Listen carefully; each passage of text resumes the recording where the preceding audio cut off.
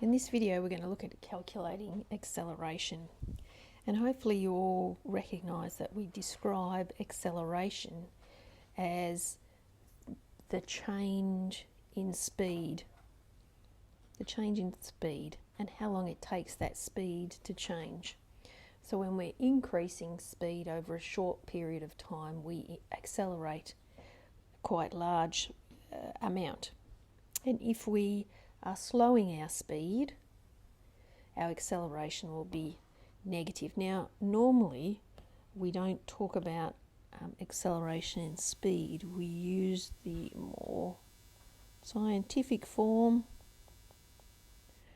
for speed that includes direction, velocity. So it's a change in velocity over how long it takes to change. Now, there's a couple of formulas for acceleration, and you may have seen both of these. Now, these two formulas, this one here and this one here, are describing exactly the same thing.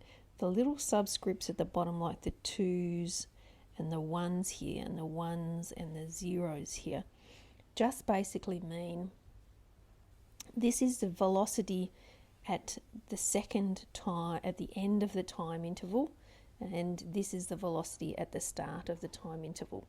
So if you think about a car, here's my little car here, and my car is travelling in this direction.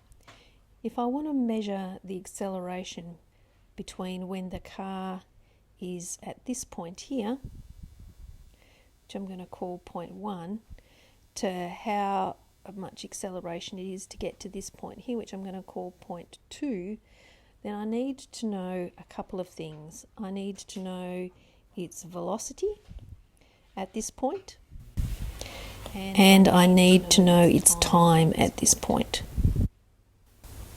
So we call the velocity at point number 1 velocity 1, and its shortened version v1. You can see it here. And the time at this particular point is t1, and you can see it here. And then as my car moves and ends up over here, again we need to measure its velocity.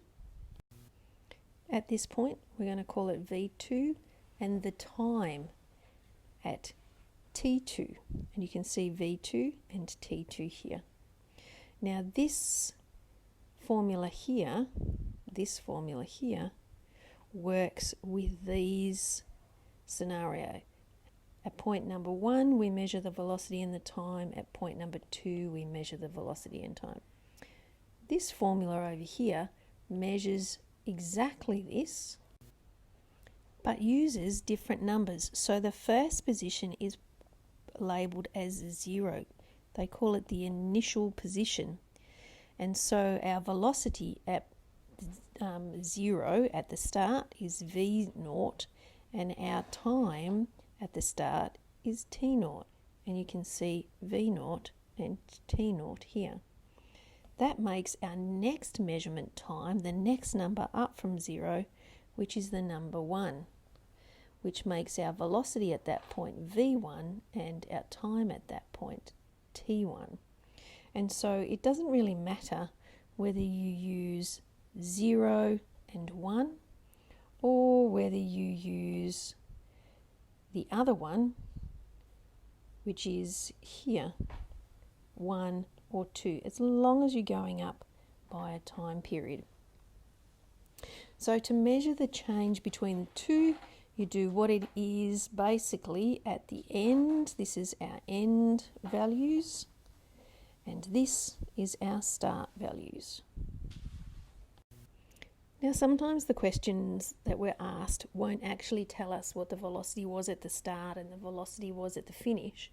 They'll just tell you how much the velocity has changed. And if that's the case, then the formula that we use just has one v at the top and one t at the bottom. And this setup is very, very similar to our speed, distance, time formula.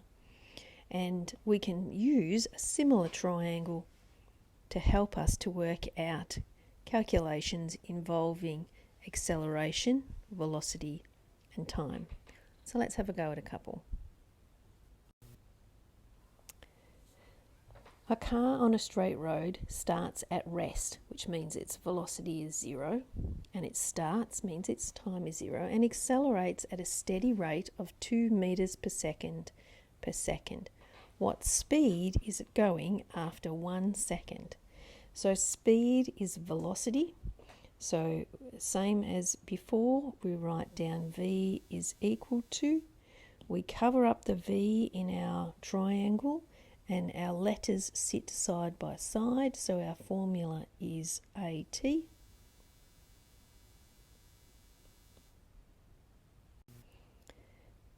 So from our question, we can see that it accelerates at a steady rate of 2 meters per second.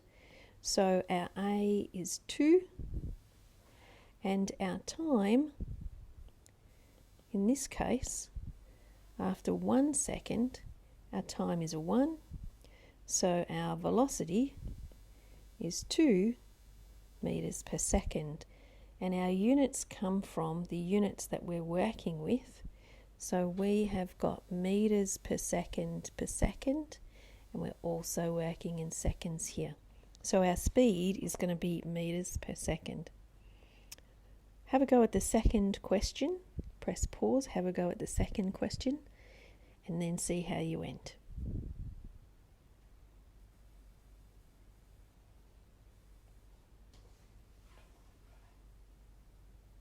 How did you go? Let's look at another one. 10 seconds after takeoff, a plane reaches a speed of 60 meters per second. What is its acceleration? Sometimes I'll use the word average. What is its average acceleration during this time? So the question asks us to find acceleration. So we're going to use our triangle. Acceleration is what we want, so we would write A equals 2. We hide the A and we're left with V over T. And so our formula looks like that. A equals V over T. Now we go back to our question. We've got 10 seconds after takeoff and we've got a speed of 60 meters per second. So we can substitute both of those values into the formula and we get 6 meters per second per second.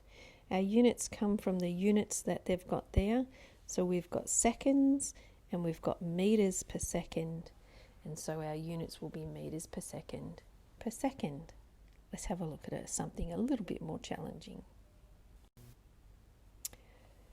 A gannet is a type of bird. Here he is here, and he catches his fish by diving into the ocean. Here he is here, heading into the ocean. A particular gannet dives into the water at 30 meters per second.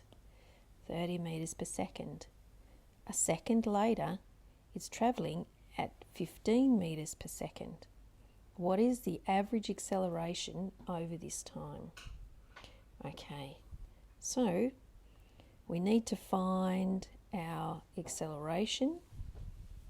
So we'll pull our little triangle up and we are looking for acceleration. So our formula is going to be A equals, if we hide that, we get V over T. Now this time we've got a start time and a finish time. So our formula is going to be slightly different. Our formula we're going to use is one of those V1 minus V0 over T1 minus T0. If you're more comfortable using V2 minus V1 over T2 minus T1, use whichever one you like. Just remember that the ones at the start are our end values and the one at the end are our start values. So when we substitute those values into the formula, at the start it was travelling at 30 meters per second, and at the end it was travelling 15 meters per second. So in our formula, our end one comes first. So it's going to be 15 minus 30, and our time period was 1 minus 0. It's just 1. You can just leave this, whoops, you can just leave this one here as a 1 if you like. If you do the calculation, you get minus 15 meters per second squared. Let's try one more. A car is slowing down as it approaches some roadworks. It takes 5 seconds. It takes 5 seconds to slow from 28 meters per second to 14 meters per second. So this is the start speed and this is the end speed. What is its average acceleration over this time? All right, I want you to pause the video. I want you to have a go at this question and then restart the video and see how you went.